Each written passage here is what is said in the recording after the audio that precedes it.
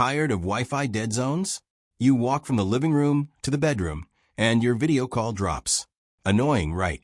In this video, I will show you how to set up Easy Mesh in TP-link Archer AX20. Let's get started.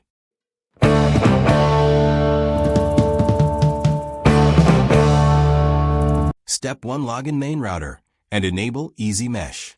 Grab your phone or laptop and connect to TP-link Ax, the default Wi-Fi name on the router's label, or use wired connection from router port to laptop LAN port.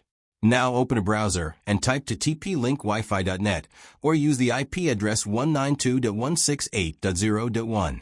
You will get TP-link login page. Use your login password created first time to access router settings. Mesh on main router. Go to Advanced, then Easy Mesh.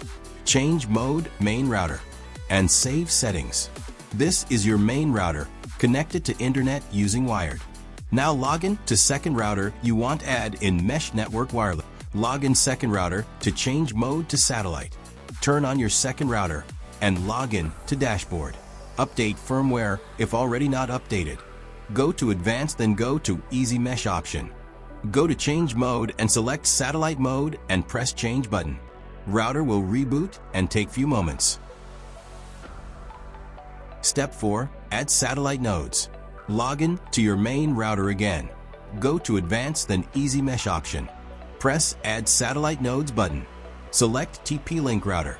If want add extender using mesh, then choose extender. And press Next button.